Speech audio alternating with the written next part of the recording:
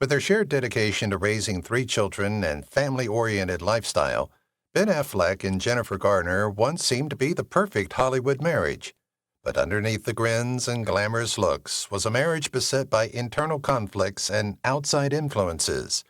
Affleck has been open about his feelings for years following his well-publicized divorce, calling their breakup one of his greatest regrets. However, what caused their tragic split, and how has it influenced his path to introspection? Their narrative, which includes struggles with addiction and their path to peaceful co-parenting, is heartbreaking and inspirational. Let's examine the emotional peaks and valleys shaping Affleck's outlook on regret and love. Baby Benjamin. On August 15, 1972, Ben Affleck was born in Berkeley, California. His father, Timothy Byers Affleck, had been an actor in the 1960s and wanted to become a playwright. At the same time, his mother, Christopher Ann Bolt, nicknamed Chris, was an elementary school teacher with a Harvard degree. The son of Chris and Timothy, Benjamin Geza Affleck Bolt, was named. In memory of a family friend who had fortunately escaped the Holocaust, they decided to give him his middle name. Establishing roots. Ben's younger brother, Casey, a fellow actor and collaborator, was born in Falmouth, Massachusetts when the Affleck-Bolt family relocated there in 1975. The family moved to Cambridge, close to Harvard University, where Chris had studied, shortly after the birth of their second son. Because artists were around them, Ben and Casey were encouraged to produce their home movies growing up and frequently went to the cinema with their mother. Since Ben grew up in Boston and Massachusetts, you may have noticed that these cities serve as the backdrop for many of his films. The same is true in Manchester by the Sea, 2016, Casey's best film. Daddy issues. Their father, Timothy, was an alcoholic who had several blue-collar jobs at Harvard University, including janitor, carpenter, bookie, electrician, bartender, and auto mechanic. Keep that in mind. It will be helpful later. Ben acknowledges that when his parents divorced in 1983, he felt a sense of relief because Timothy's drinking had become problematic. Unfortunately, Timothy kept drinking excessively and eventually became homeless, living on Cambridge's streets for 2 years. To control his addiction, Ben's father eventually checked himself into a California recovery center when he was 16 years old, and he spent 12 years there. After a while, he changed his ways and became an addiction counselor. Keep that in mind for later as well. It runs in the family. The history of the Affleck family is lengthy and illustrious. They left Prussia in the late 1840s, and when Ben was 12 years old, Heinrich Bolt, his great-great-grandfather, unintentionally came across the Kermson disc, a 900-year-old Norse artifact. Unfortunately, there is also a strong family history of addiction and mental illness. Ben and Casey's maternal grandmother also had a barbiturate addiction, and both of their grandparents were alcoholics. At the young age of 46, she committed suicide. Another relative had a heroin addiction, and Timothy's brother was also an addict who killed himself by shooting himself. Because of his father's problems with addiction, Ben went to Alcoholics Anonymous meetings as a child. And that's not all. Dependency on alcohol. It might surprise you to learn that Ben, a high flyer, is also in recovery from alcoholism and adheres to the 12-step program. He also has despair and anxiety. He has been taking antidepressants since he was 26 to deal with this. Casey started drinking when they were teenagers and is currently in recovery. Ben, 15, was sent to an outward-bound camp for at-risk teens by his mother rather than a conventional residential rehab program. It took me a long time to fundamentally, deeply, without a hint of doubt, admit to myself that I am an alcoholic. Ben quit drinking in his mid-20s, saying that alcohol was dangerous for him. Sadly, he was correct. Later in life, his addiction would reappear and cost him everything. I'm going to be a star. At 7, Ben had his acting debut in The Dark End of the Street, 1981, an independent film directed by a family friend. He later starred in The Voyage of the Mimi, 1984, a children's show on the public broadcasting service that took him to Mexico for filming. Ben, Casey, and their mothers studied Spanish while traveling through Latin America. Ben's phobia of flying may have started on a youth vacation to Mexico after his plane was struck by lightning. Years later, Ben demonstrated his fluency in Spanish at the Mexico City premiere of Batman vs. Superman: Dawn of Justice 2016. During his interviews, he answered all of the questions in Spanish. If that wasn't remarkable enough, did you know Ben mastered Arabic and majored in Middle Eastern affairs in college? Not just a pretty face. School ties.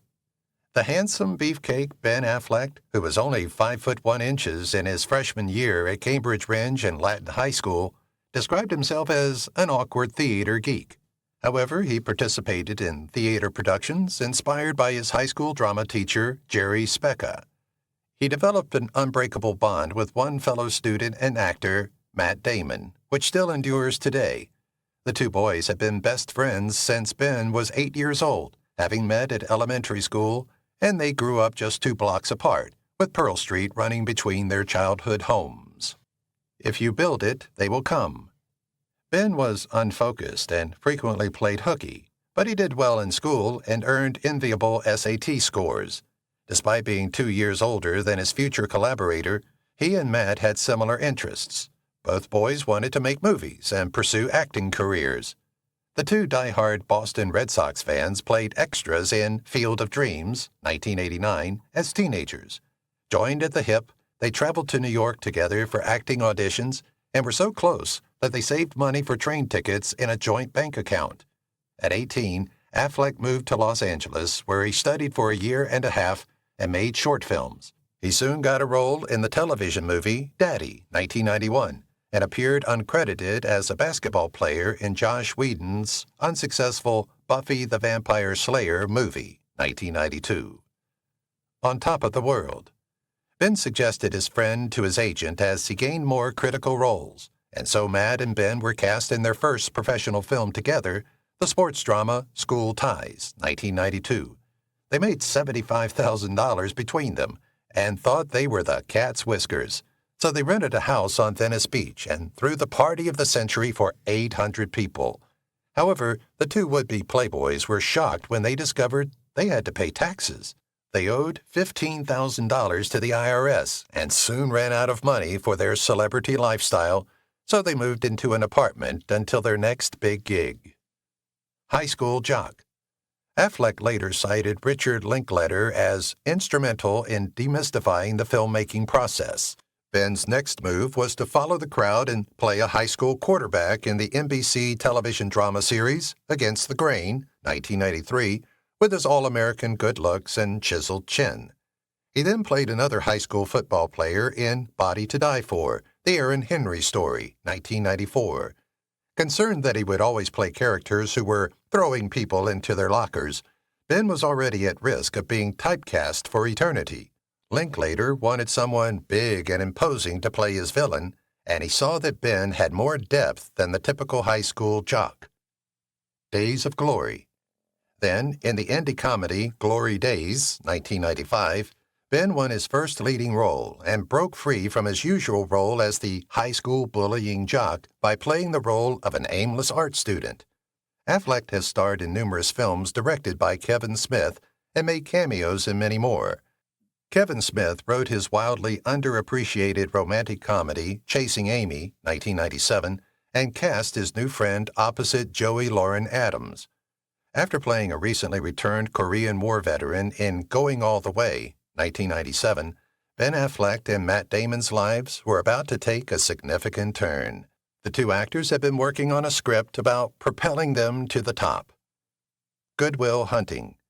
The therapist's character is presumably a later version of Ben's dad after he became an addiction counselor. The screenplay they were working on began in 1992 when Matt wrote a 40-page script for a Harvard writing class. Matt and Ben acted out the scenes in front of the class and continued improvising scenes. Their film was set in and around their hometown of Cambridge, Massachusetts, and it was inspired by their own experiences. Will Hunting's janitor character, a traumatized genius working a job way beneath his potential, was inspired by an early version of Ben's dad. Pre-production.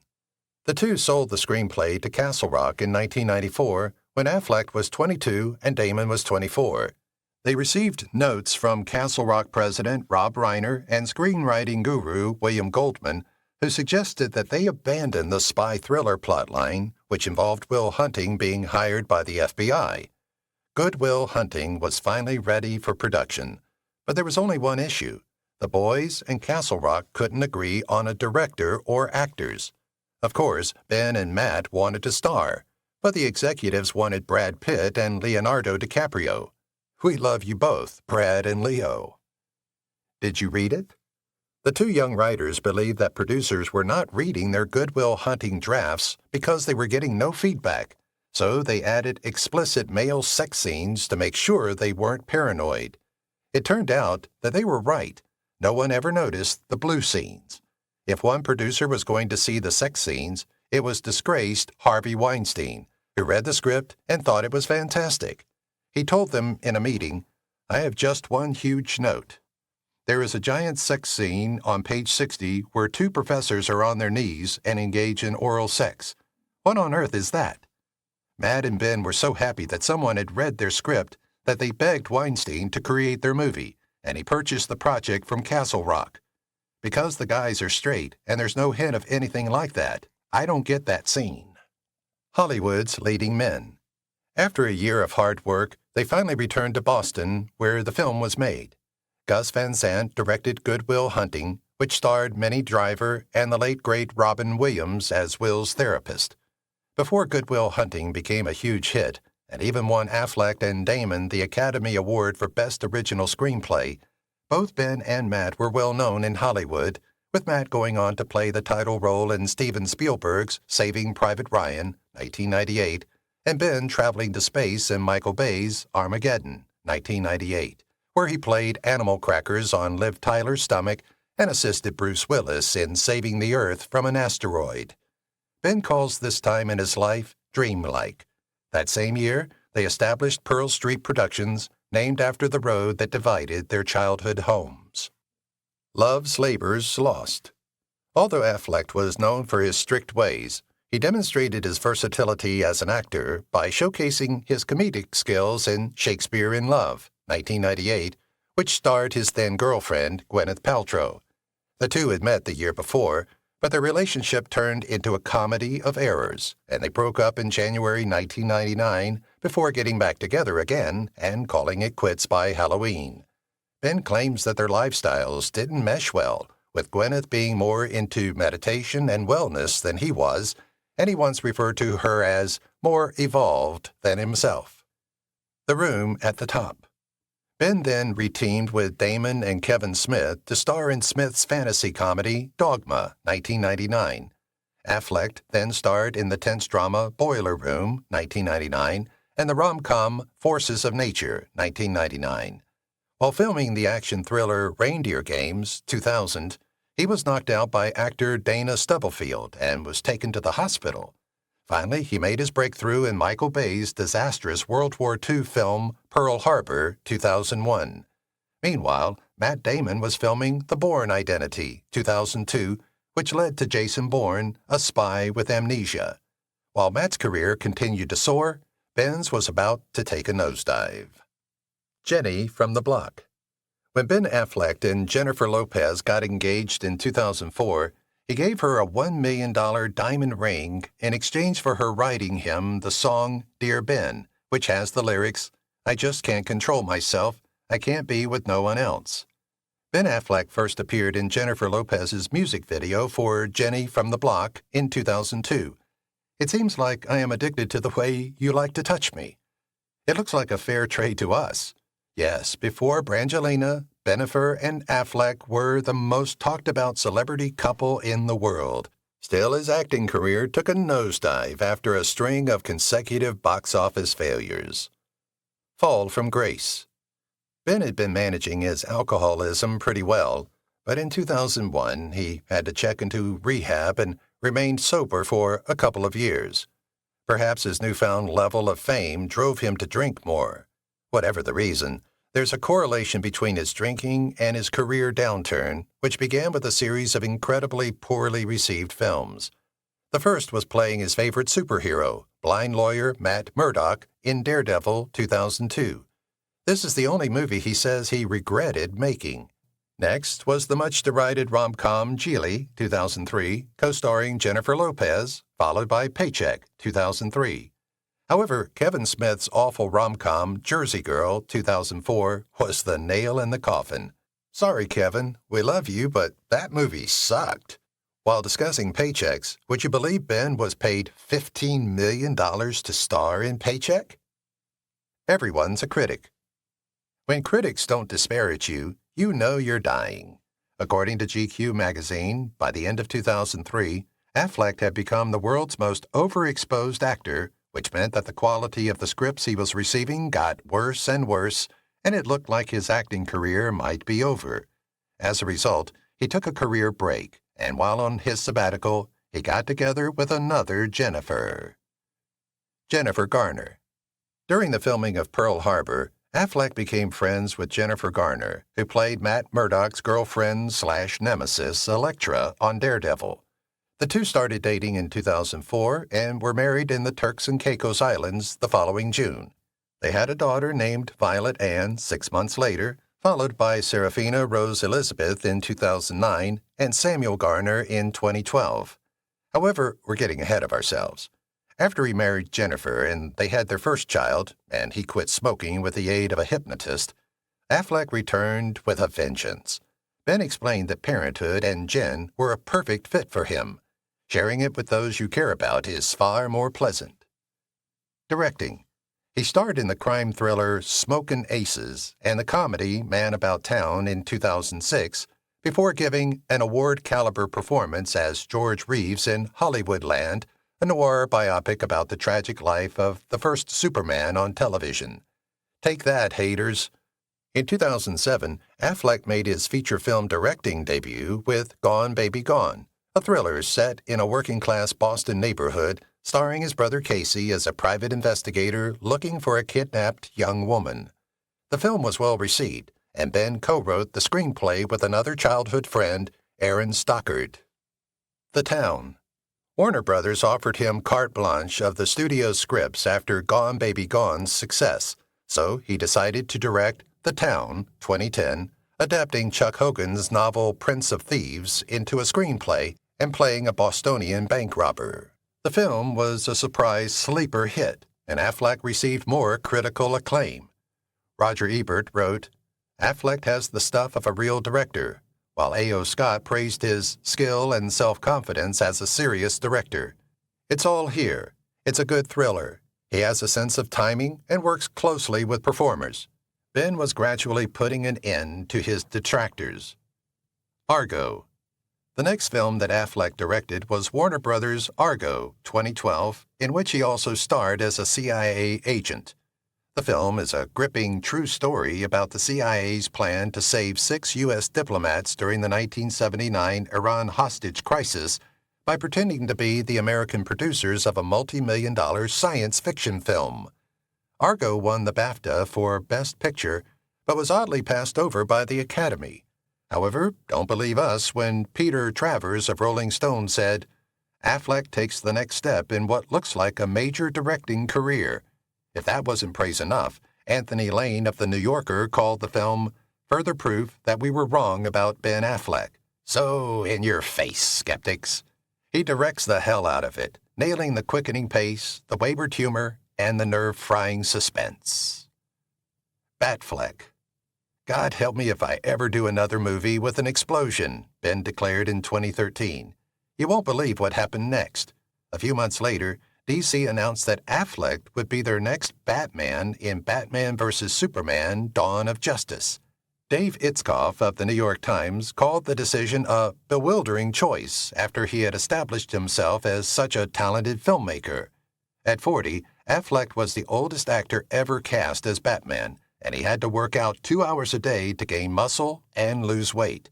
Although Batman fans didn't like the idea of him in the role, he did an excellent job as Batman/Bruce Wayne, despite the film's failure.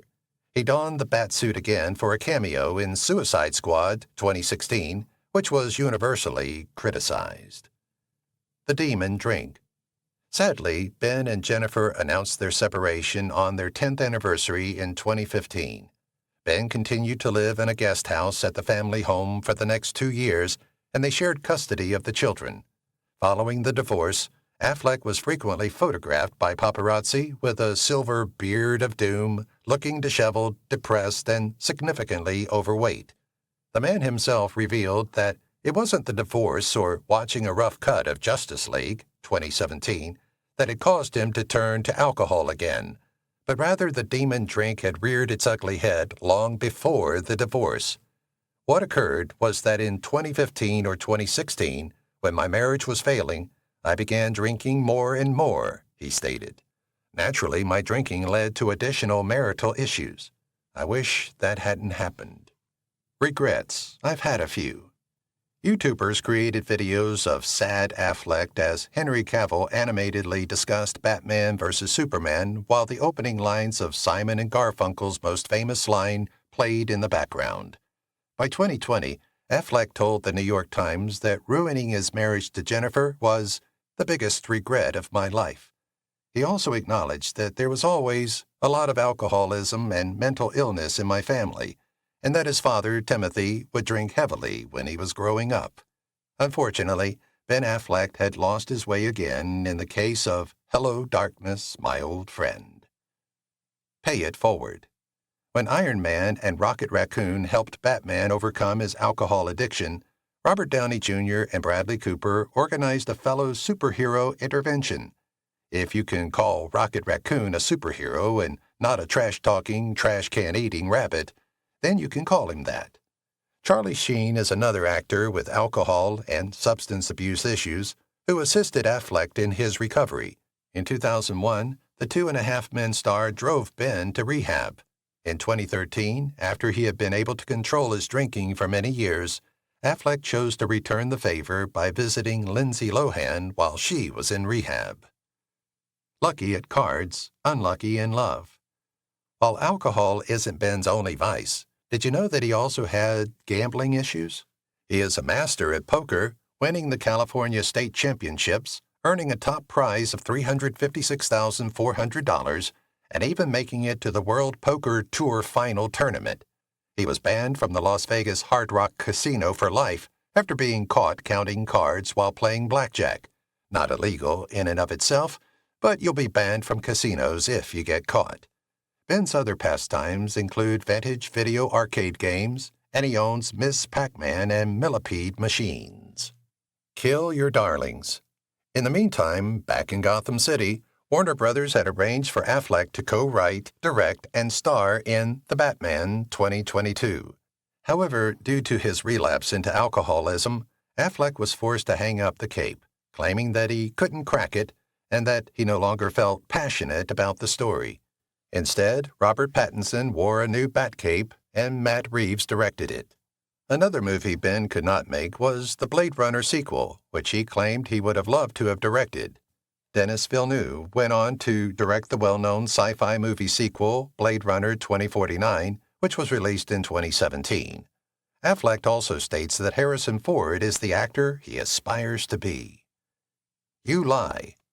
At the height of the #MeToo movement in 2017, Ben also publicly distanced himself from Miramax producer and sexual predator Harvey Weinstein, who was primarily responsible for his and Matt Damon's early success, saying that he only knew Weinstein was sleazy and a bully. Actress and activist Rose McGowan called him out, tweeting, "You lie," claiming that Affleck protected the sexual predator by keeping quiet.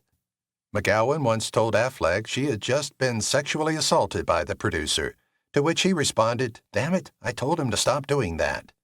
Ben partially atoned by donating future profits from his early Miramax films to sexual assault charities. The way back. Unfortunately, Ben relapsed into alcoholism in 2018 during pre-production of the sports drama The Way Back, 2020. Ironically, he played a recovering alcoholic, and many of the movie's themes struck a little too close to home. The film was shot following another stint in rehab, and despite his many issues, the actor gave the most vulnerable, raw, and natural performance of his career. Then, in late 2019, just as he was getting back on track, a TMZ video of him stumbling and clinging to a car street while wearing a Halloween mask went viral. The following day, Ben admitted that he had fallen off the wagon once more after more than a year of sobriety. Batmobile. When it comes to cars, Ben Affleck is more than just a daredevil on screen. Did you know he owns 5 motorcycles, including a $30,000 Harley-Davidson electric motorcycle? He wears black like Batman and rides them whenever he can, but the bicycle isn't one of them. In 1999, he was given a $135 traffic ticket for driving in Massachusetts with a suspended license, presumably because he was too busy working to renew his license. A life less ordinary. I was nobody auditioning, and then I was seen as this young, emerging talent, writer, Oscar winner, and then I was seen as this blockbuster actor, and then I was seen as this train wreck actor, and then I was seen as this resurgent director, Ben Affleck once remarked, reflecting on his journey after navigating a career full of ups and downs. And now I think I'm seen as just sort of somebody in Hollywood who works. Affleck has recovered from public scrutiny and personal setbacks, demonstrating his tenacity and solidifying his reputation as a talented filmmaker. On the personal front, his recent happiness has been anchored by his reunion with Jennifer Lopez, culminating in their 2022 wedding. With Lopez as a resolute partner, the two continue to dominate headlines, balancing their successful careers and family lives. Could this newfound stability mark another high point in Affleck's creative journey?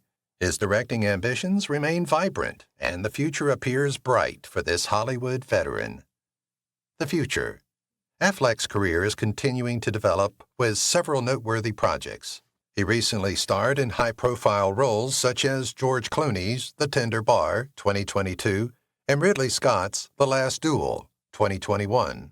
His intense performance in Adrian Lyne's psychological thriller Deep Water, 2022, garnered attention, and his return to the role of Batman in The Flash, 2023, reminded audiences of his superhero appeal.